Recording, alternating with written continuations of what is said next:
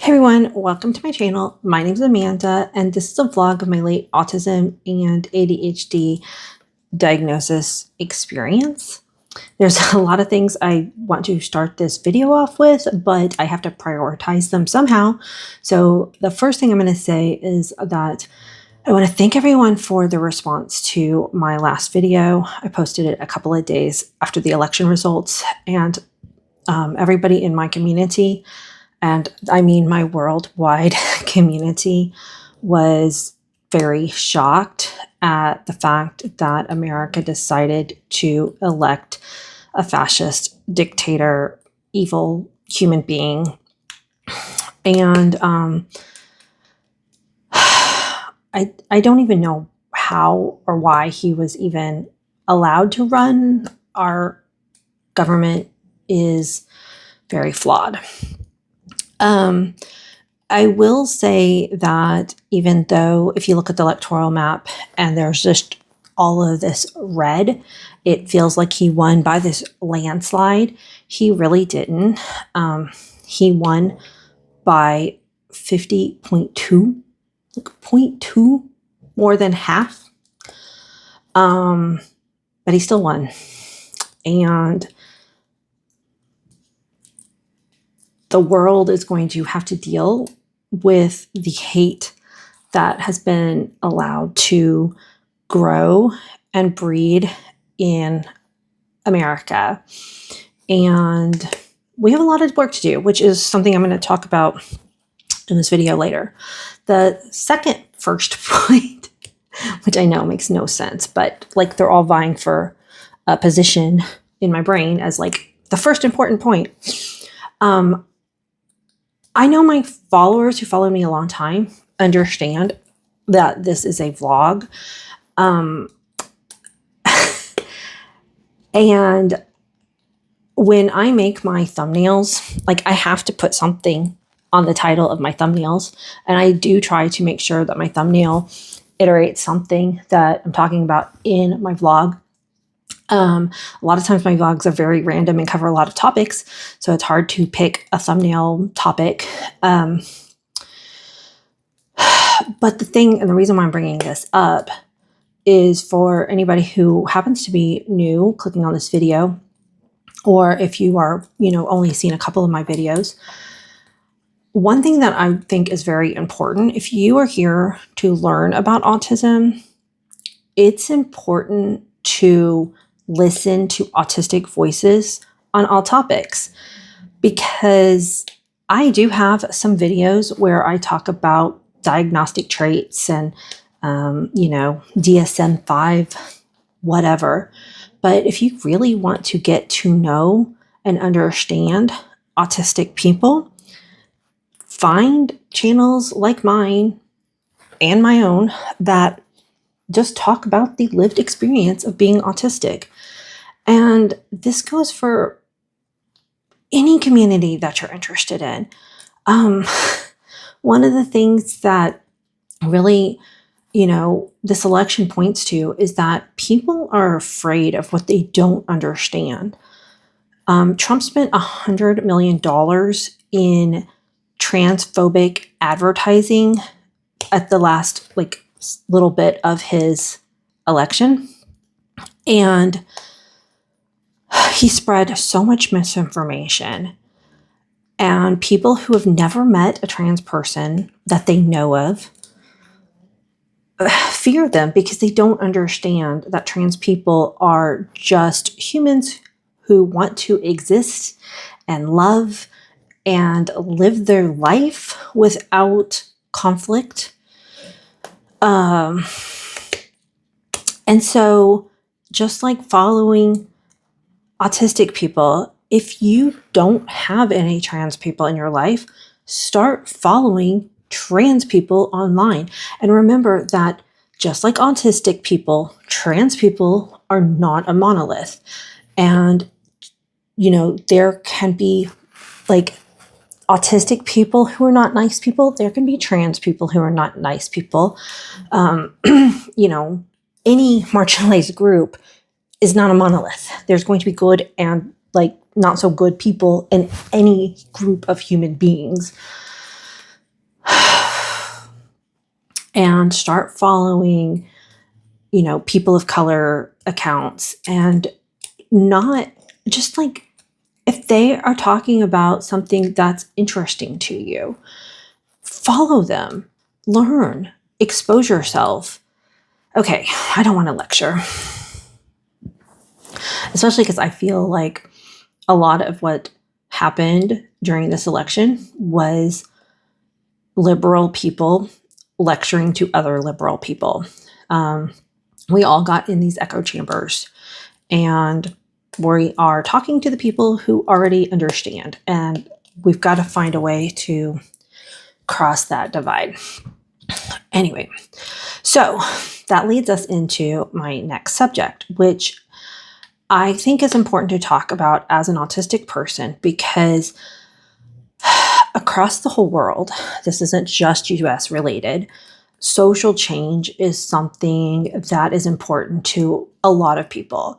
And a lot of autistic people want to be activists in some way, but don't know how, and it doesn't feel very accessible.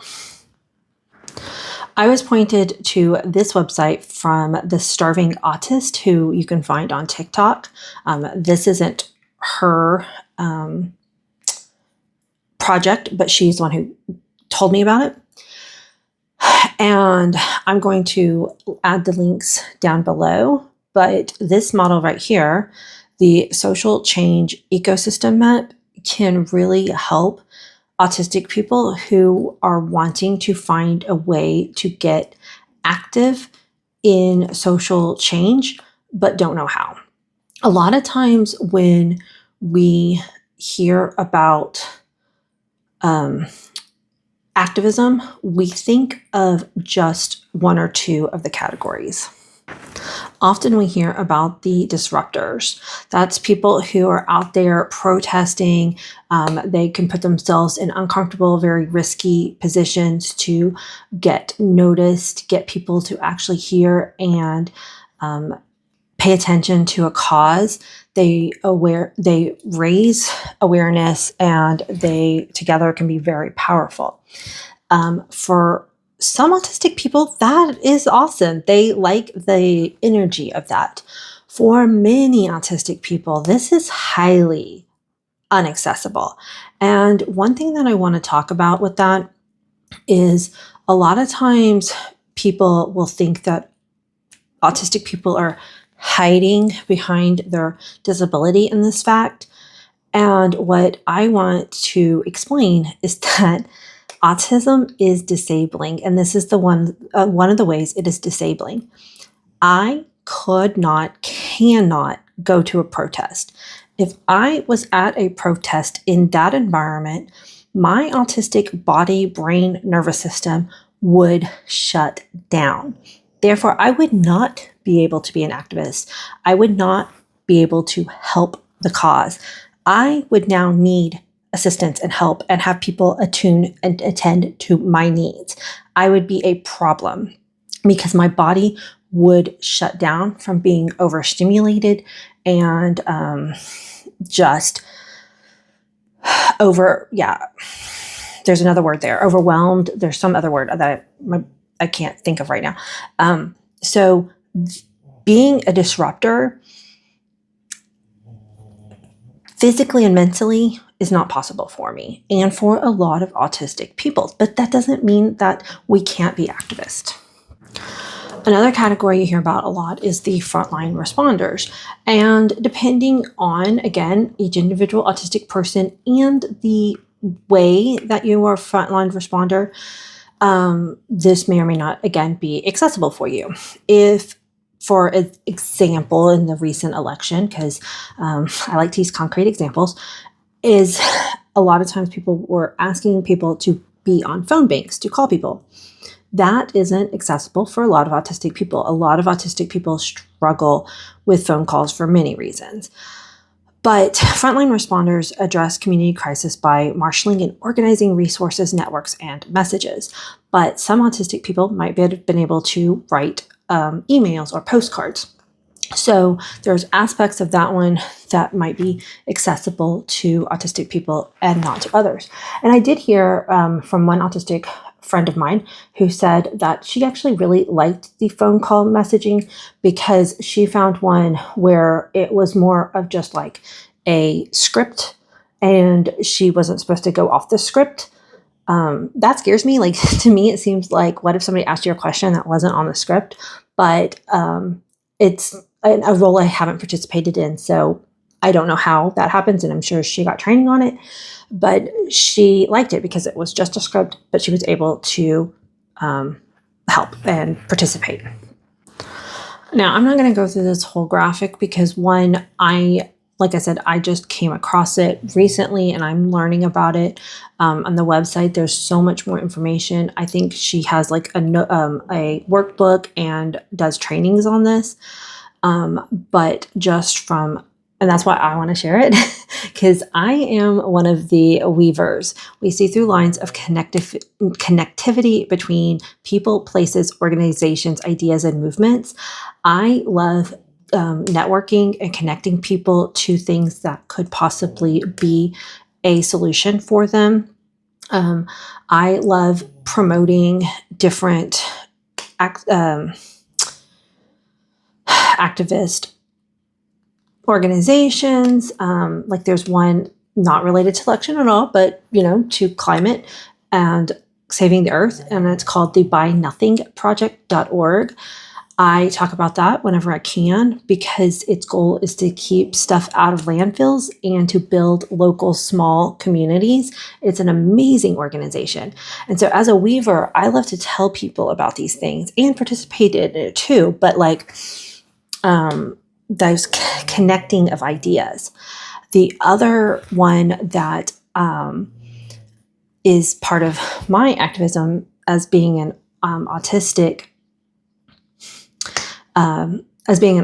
advocate is being a storyteller. We craft and share our community stories, cultures, experience, histories, and possibilities through art, music, media, and movement. And this is why, like at the end of my last video, I talked about how art is political. And so if you are stuck doing anything, try to create, because without art, a society becomes stagnant.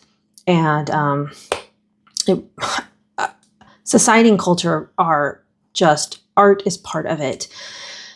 And like there's this whole movement on book TikTok right now where there's MAGA book people who are trying to keep politics out of book talk. And books are inherently political. People are trying to ban books. Books are how we spread our stories, our knowledge, our histories. Trying to keep politics out of books is just insane.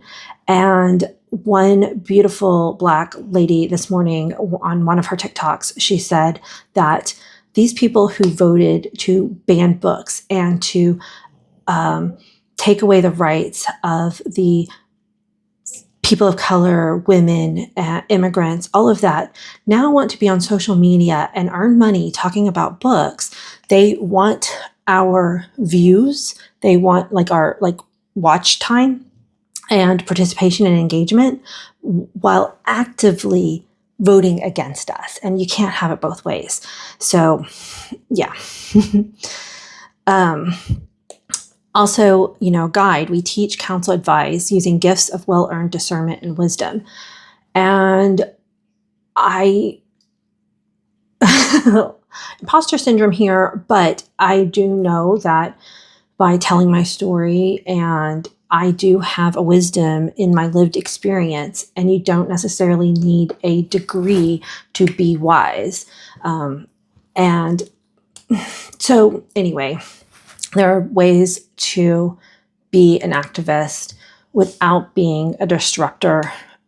There's ways to find ones that work with your nervous system. I love the fact that it has caregivers on here. Maybe somebody who wants to be a disruptor and be out at a protest has children that they don't want to take to the protest, and you can watch their children.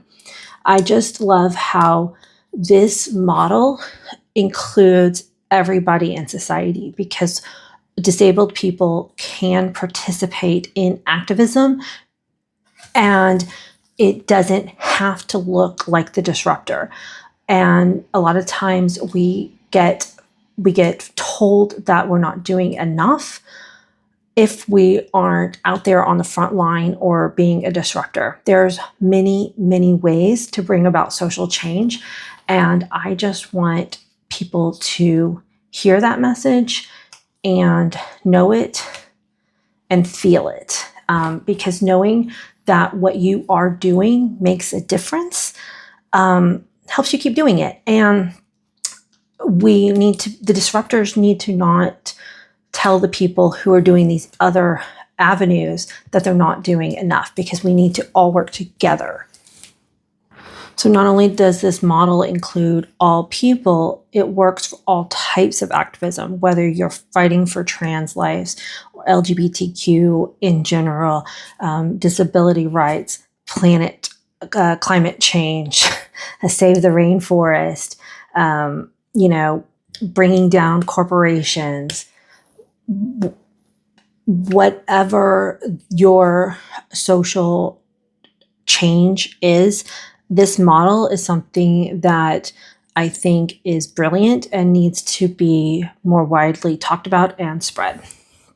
On a personal note, there are times, when I'm doing this channel, and I've said before that a lot of this channel helps me as an individual, because there is a whole philosophy out there that all good, what is it? It's something like, even if you're volunteering, you're getting something out of it for yourself. Even when you're putting good out the world, doing good inherently makes you feel good. So there's no selfless act. And I'm not saying that exactly right, but that's, there's a philosophy about that. And I do kind of understand it because, creating this channel, I get a lot out of it by being able to process out loud in front of the camera. I've talked about that before.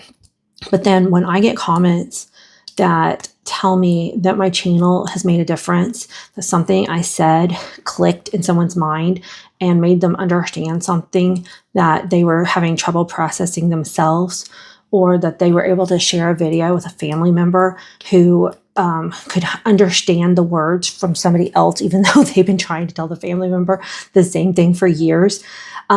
All of these things, all those kinds of comments reinforce that, okay, yeah, I am doing good in the world, because just like everybody who is out there, trying to make the world a better place, I have imposter syndrome too. There's times when I'm like, am I only doing this vlog for myself? And y'all have let me know that no, I'm not. I am doing it for me, but I'm also doing it for y'all. And that keeps me going with it, honestly, because, I don't have to publish on these videos, but I do, because I know I'm making a difference, because y'all have let me know, and I really appreciate that. So, okay, I was going to stop, but I do want to say one more thing. And circling back, because I feel like I left it out. The reason why I talk about the fact that vlogging and just talking about my personal lived experience is part of this channel and is an important thing for people to watch and listen is because I am autistic and ADHD, and everything I say and do is through that autism and ADHD lens, because it is my brain. And so, when I was really focused on writing my novel, which I'm still working on, that's what I talked about. When I'm having, difficulties with the school system, with my kids and their IEP, that's what I was talking about. In order to understand and get to know a community, you have to become part of it. And the internet allows us these little windows into communities that we don't necessarily have access to otherwise. So that's why I share my personal lived experience, to connect with people who are in my community and out of it. And so that we know that we in the autistic ADHD community are not alone and isolated. and for others to get to know us too. So I just wanted to add that on. So many things to say, but I'm going to end it here, and I'll be back soon.